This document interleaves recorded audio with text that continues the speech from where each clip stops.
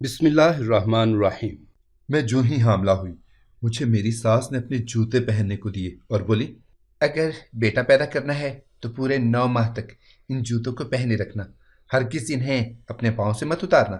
میری ساس کے بارے میں خاندان بھر میں مشہور تھا کہ وہ جس کو بھی اپنے جوتے پہننے کو دیتی وہ عورت بیٹا ہی جنتی۔ میرا نام زریں ہے، میری عمر 26 سال ہے، میری شادی کو 2 سال ہو گئے ہیں، لیکن مجھے اولاد نہیں تھی۔ میں اللہ سے بہت دعائیں کرتی کہ مجھے فقط ایک بیٹا دے دے، اس کے سہارے زندگی گزار سکوں۔ میری ساس بہت اکھڑ مزاج کی عورت تھی۔ جب میں شادی ہو کر اس گھر میں آئی، پہلے دن سے ہی مجھے ان کے رنگ پتہ چل گئے تھے۔ میری ساس مجھ سے اپنی ہر بات منواتی، اگر میں نہ مانتی تو شوہر کو بھڑکا دیتی۔ میں بہت پریشان رہنے لگی۔ شادی کے 2 سال بعد جب مجھے اولاد نہ ہوئی تو میری ساس نے مجھے بے اولادی کے طعنے دینے شروع کر دیے۔ مجھے روز کوئی نہ کوئی طعنہ دیتی جس سے میرا دل ٹوٹ جاتا۔ میں بہت زیادہ غمزدہ رہنے لگی۔ میرا کوئی حال نہیں تھا۔ میں اماں کے گھر گئی، وہاں پر ان کو ساری صورتحال سے آگاہ کیا۔ میری اماں مجھے ایک مولوی کے پاس لے کر گئیں اور ان کو بھی میری مجبوری کے بارے میں بتایا۔ اس مولوی نے مجھے 11 دن تک سورہ بقرہ پڑھنے کا کہا اور کہا، جب آپ کی ساس آپ سے کچھ بولے یا آپ سے لڑائی کرے تو آپ خاموش رہا کرو، لڑائی خود ہی ختم ہو جائے گی۔ میں گھر آئی اور معمول کے مطابق اپنے کام کرنے لگی۔ مجھے سمجھ آ گئی تھی کہ اماں میرے بولنے پر ہی بولتی ہیں، اگر میں خاموش رہوں تو خود ہی چپ ہو جاتی ہیں۔ مولوی کی بات بالکل سچ تھی۔ میں اماں کی کسی بات کا جواب نہ دیتی، سنی انسنی کر دیتی۔ کچھ دنوں میں گھر میں بالکل سکون ہو گیا، لیکن پھر اماں کو وارث کا بھوت سوار ہو گیا کہ مجھے تو بس میرا وارث چاہیے، کچھ بھی ہو جائے۔ تم بانجھ ہو، اور اس طرح کی باتیں مجھے سنانے لگیں۔ میں بس خاموش آنسو پیتی رہ گئی۔ میں غم سے بری طرح نڈھال تھی۔ میرے شوہر بھی میرا ساتھ نہیں دیتے تھے۔ تو یہ مجھ پر اللہ کا کرم ہوا اور مجھے پتا چلا کہ میں حاملہ ہوں۔ جیسے ہی میں حاملہ ہوئی، اس کے دوسرے دن کی بات ہے، میری ساس میرے کمرے میں آئیں اور میرا ماتھا چوم کر بولیں، بہت بہت مبارک ہو بیٹا، اللہ نے تم پر اپنا خاص کرم کیا ہے۔ بس آپ اپنا بہت خیال رکھنا اور کسی کام کو ہاتھ مت لگانا، مجھے بس میرا وارث صحیح سلامت رہے۔ ماما کی باتوں پر میں سر ہلا کر رہ گئی۔ میں اپنی سوچوں میں گم تھی جب اماں نے میرے سامنے اپنے جوتے رکھے اور مجھ سے کہا، ان جوتوں کو تم نے پورے 9 مہینے تک اپنے پاؤں میں پہنے رکھنا ہے۔ یہ جوتے تمہارے پاؤں سے نہیں اترنے چاہیے، چاہے کچھ بھی ہو جائے۔ میں اماں کی بات سن کر بہت حیران ہوئی اور بولی، اماں آپ ایسا کیوں کہہ رہی ہیں؟ انہوں نے میرے پوچھنے پر مجھے جھڑک دیا اور بولی کہ جیسا کہا ہے ویسا کرو، ورنہ مجھ سے برا کوئی نہیں ہوگا۔ میں خاموش ہو گئی، لیکن میں نے دل میں تہیہ کر لیا تھا کہ میں کسی بھی طرح یہ جوتے اپنے پیروں میں نہیں پہنوں گی۔ میں نے ان کے سامنے جوتے پہنے اور باہر جانے لگی، لیکن اماں نے مجھے روک دیا اور کہا، تم آرام کرو، باقی کام میں دیکھ لوں گی۔ اماں کے جانے کے بعد میں گہری سوچ میں پڑ گئی کہ اماں نے مجھے اپنے جوتے پہننے کو کیوں دیے۔ ایسا کیا ہے ان جوتوں میں جو اماں نے مجھے پورے 9 مہینے پہننے کا کہا؟ مجھے سمجھ نہیں آ رہی تھی کہ پورے 9 مہینے میں یہ جوتے کیسے پہنوں گی۔ ان گندے سے جوتوں کو دیکھتے ہی میرا دل بہت خراب ہو رہا تھا۔ میں پریشان تھی کہ اماں نے مجھے اپنے جوتے کیوں دیے۔ ایک مرتبہ ایسا ہوا کہ میرے شوہر میری پریگنینسی کے تیسرے مہینے میں ہی کام کے سلسلے میں باہر چلے گئے۔ 15 سے 20 دن ان کو واپس آنے میں لگے۔ انہوں نے مجھے اپنا خیال رکھنے کا کہا اور امی سے اجازت لے کر چلے گئے۔ ان کے بغیر میں بہت اکیلا محسوس کرنے لگی۔ اماں اپنے کام سے کام رکھنے والی عورت تھیں۔ اکثر میں یہ سوچنے لگ جاتی کہ اگر مجھے پہلے بیٹی ہو گئی تو اماں نہ جانے میرے ساتھ کیا کریں گی، وہ تو شاید مجھے اس گھر میں بھی نہ رہنے دیں۔ اماں روز مجھے دیکھنے آتی کہ میں نے اماں کے جوتے پہن رکھے ہیں یا نہیں۔ ان کا کہنا تھا کہ بس جو جوتے تمہارے پاؤں میں ہیں وہ اترنے نہیں چاہیے۔ میرے شوہر کام کے سلسلے میں باہر چلے گئے تھے۔ اماں بھی میرا خیال رکھ رہی تھیں۔ دوپہر میں میرا دل بہت خراب ہونے لگا۔ میں کھلی ہوا میں سانس لینے کے لیے چھت پر آ گئی تو جو میں نے دیکھا اپنی آنکھوں سے، اسے دیکھ کر میرے پیروں تلے سے تو زمین ہی نکل گئی۔ میں نے دیکھا کہ سامنے ہی میز پر اماں کے سائز کے بہت سارے جوتوں کے جوڑے ایک ٹیبل پر رکھے تھے، اور ساتھ ہی کچھ چیزیں اور بھی جن کا مجھے کوئی علم نہیں تھا۔ آج سے پہلے میں نے یہ چیزیں کبھی نہیں دیکھی تھیں۔ میں تحیر سے میز پر پڑے سامان اور جوتوں کو دیکھ رہی تھی۔ یقیناً یہ سب اماں کا سامان ہے، لیکن وہ یہ جوتے کیوں دیتی ہیں؟ لوگوں کو ایسا کیا ہے ان جوتوں میں؟ یہی بات مجھے پریشان کر رہی تھی۔ میں نے ان جوتوں سے جان چھڑانے کے لیے اپنی ساس سے اجازت لی۔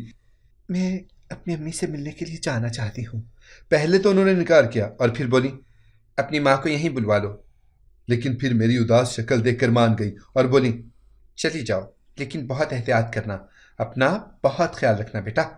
میں الوداعی کلمات ادا کر کے وہاں سے نکلی، رکشے میں بیٹھ کر اپنے میکے آ گئی۔ میں نے اماں کو بتایا کہ کس طرح میری ساس مجھے زبردستی اپنے جوتے پہننے پر مجبور کرتی ہے۔ میری بات پر اماں خود اچنبے میں تھیں کہ یہ کیا ماجرا ہے۔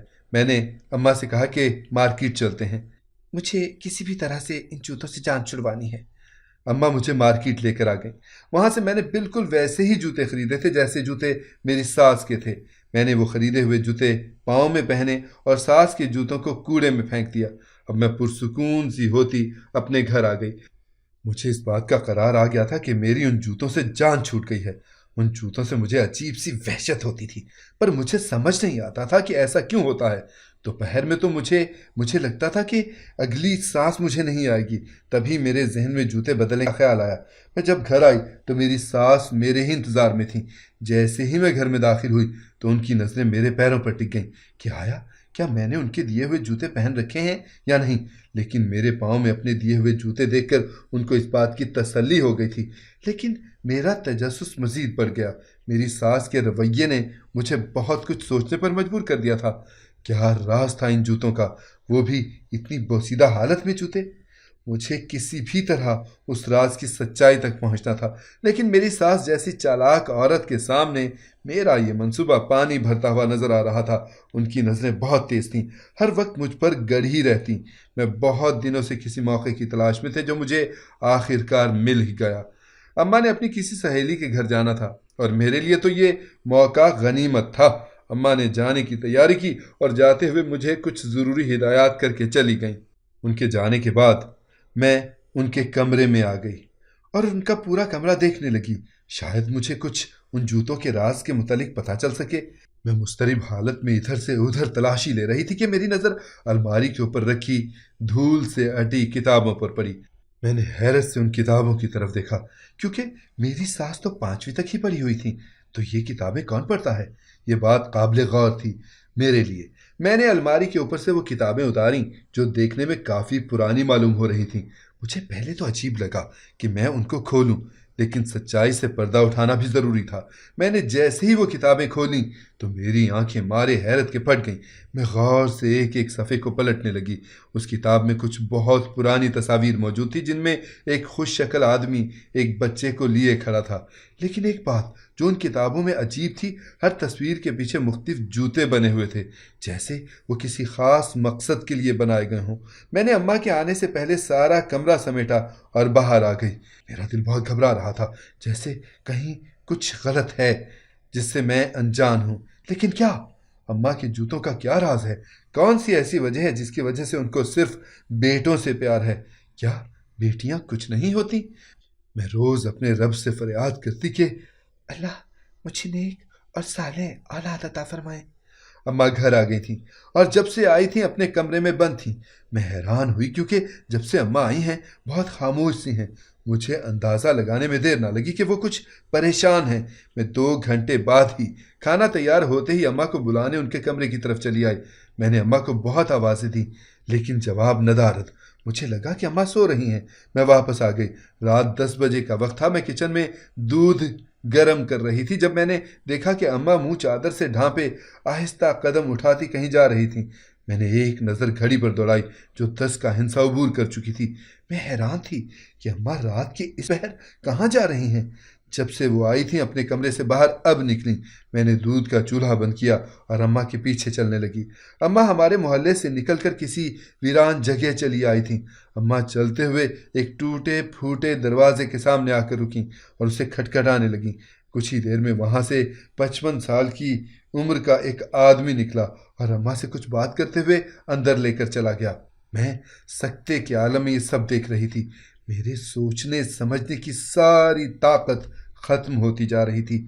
آخر اماں رات کو 10 بجے اس گھر میں کیا کر رہی ہیں؟ کیا مقصد ہے ان کا یہاں آنے کا؟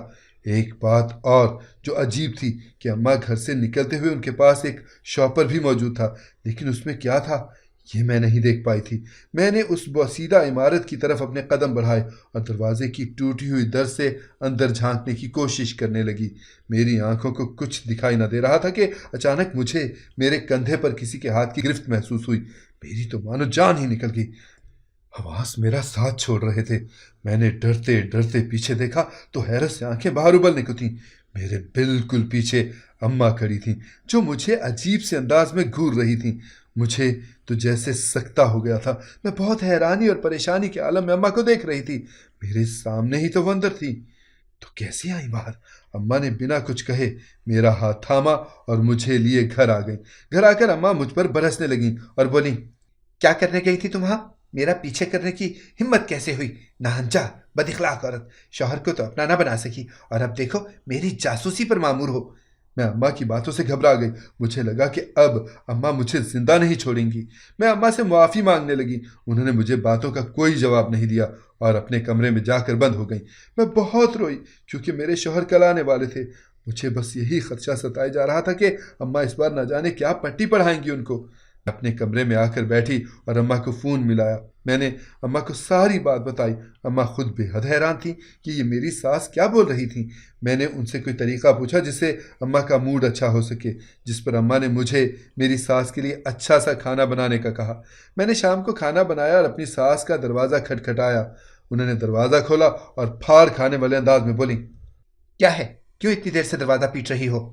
میں نے اماں کا ہاتھ پکڑا اور بولی، اماں میں نے آپ کے لیے بہت لذیذ کھانا بنایا ہے، سب آپ کی پسند کا۔ اماں نے مجھے گھور کے دیکھا جیسے کچھ جتا رہی ہوں۔ میں نے اماں کا ہاتھ تھاما اور ان کو لیے کھانے کی میز پر آ گئی۔ میں نے اماں کی پلیٹ میں بریانی نکالی ہی تھی کہ باہر کے دروازے پر دستک ہوئی۔ میں نے جانا چاہا پر اماں بولی، تو بیٹھ میں کھولتی ہوں۔ اماں نے دروازہ کھولا تو سامنے ہی میرے شوہر اپنے سفری بیگ کے ساتھ کھڑے تھے۔ میں نے ان کو سلام کیا اور کھانے کے لیے پلیٹ لگانے لگی، پر وہ فریش ہونے کا بول کر کمرے میں چلے گئے۔ اندر سے میرا دل بہت گھبرا رہا تھا کہ نہ جانے اب اماں کیا کہیں گی ان کو۔ ہم سب نے پرسکون ماحول میں کھانا کھایا اور میرے شوہر ساس کو سفر کی بابت بتانے لگے۔ میں ان سب سے انجان اپنی سوچوں میں گم تھی۔ میں نے اپنے کمرے کی راہ لینی چاہی، لیکن اماں نے مجھے ڈپٹ کے وہیں بٹھا دیا کیونکہ میں جانتی تھی کہ اماں کا مقصد مجھے روکنے کا محض تذلیل ہے۔ میں نے اماں کو آنکھوں ہی آنکھوں میں التجا کی تو ان کو بھی شاید مجھ پر کچھ ترس آ گیا اور انہوں نے یاسر کو کچھ نہیں بتایا۔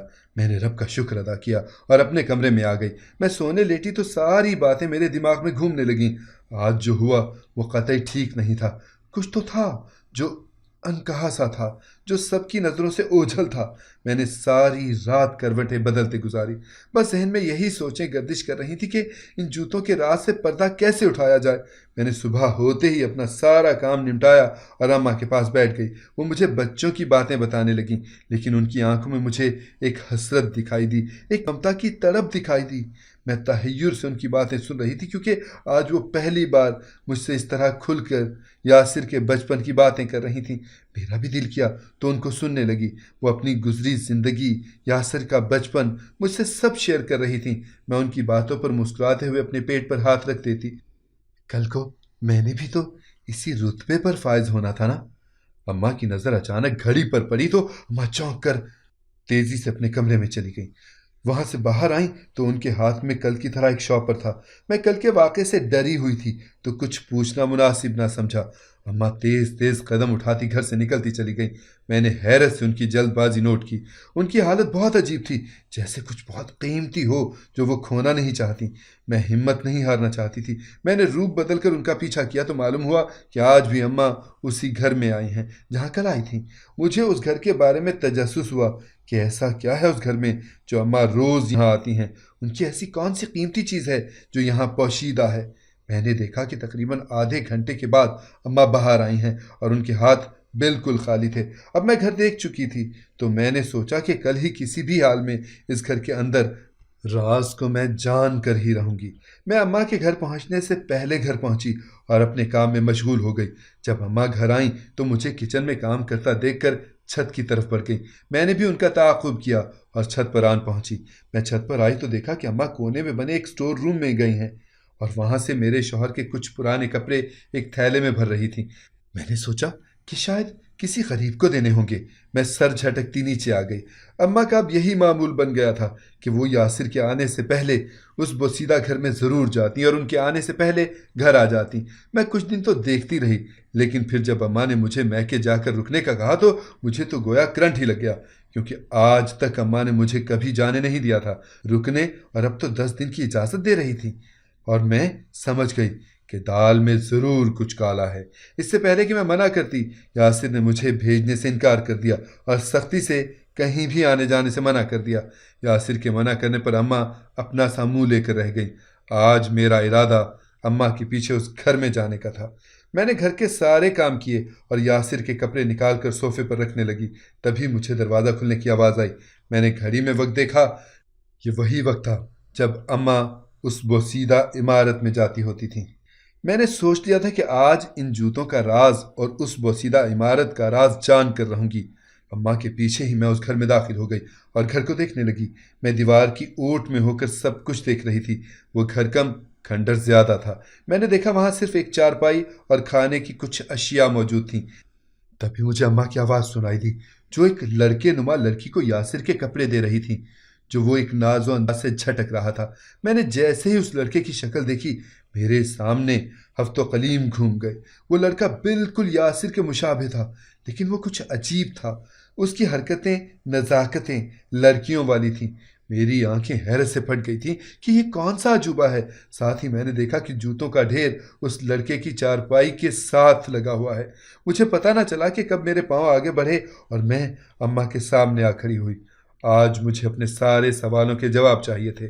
میں نے اماں سے پوچھا، یہ سب کیا ہے اماں؟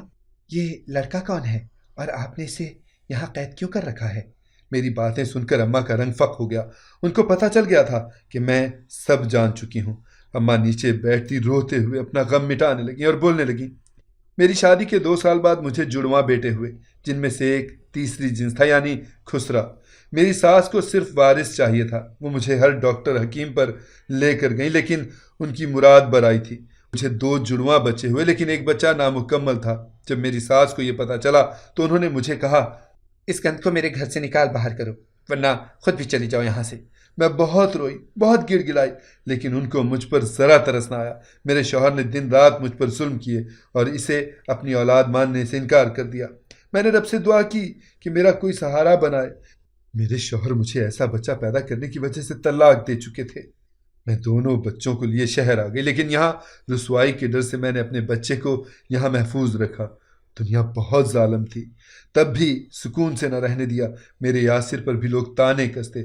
پھر میں نے اپنے اس شہزادے کی مدد لی اور اس سے دعائیں کروانے لگی، یہ جو دعا مانگتا قبول ہوتی۔ میں نے کام کرنے کا سوچا تو میرا پالا ایک ایسی عورت سے پڑا جس کی 7 بیٹیاں تھیں۔ وہ بہت غریب تھی، اسے بیٹے کی چاہ تھی۔ میں نے اپنے بیٹے سے اس کے لیے دعا کروائی اور اپنے بیٹے کے پہنے ہوئے جوتے اس کو دیے تو اللہ نے اسے بیٹا عطا کر دیا۔ تب سے ہی میں ایسی عورتوں کی مدد کرنے لگی جو بہت مجبور تھیں۔ میں ان کے لیے اپنے بیٹے سے دعا کرواتی اور معاوضہ نہ لیتی، بس مجھے خوشی ہوتی کہ میرا بیٹا کسی کے کام آ رہا ہے۔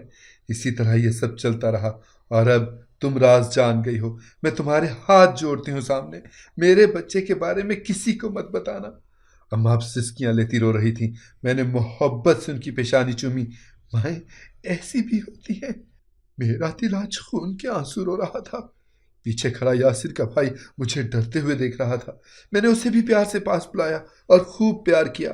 میں دل میں سوچ رہی تھی کہ لوگ برے نہیں ہوتے، ان کو بنا دیا جاتا ہے۔ ایسے لوگ جن کو آپ خسرے کہتے ہیں، ہو سکتا ہے ان کی ایک دعا آپ کی روٹھی ہوئی تقدیر کو آپ کی خوش نصیبی میں بدل دے۔ یہ لوگ خود تو تخلیق نہیں ہوتے، ان کو بھی اسی رب نے تخلیق کیا ہے جس نے ہمیں کیا۔ تو ان میں اور ہم میں فرق کیوں؟ بلکہ ان کی عزت کرنی چاہیے، اور عزت وہی لوگ دیتے ہیں جو عزت دار ہوتے ہیں۔ کبھی کسی کی مجبوری کا فائدہ نہ اٹھائیں، کیونکہ اگر اس کی آواز اپنے رب کی بارگاہ میں اٹھ گئی تو آپ کی نسلیں تباہ ہو سکتی ہیں۔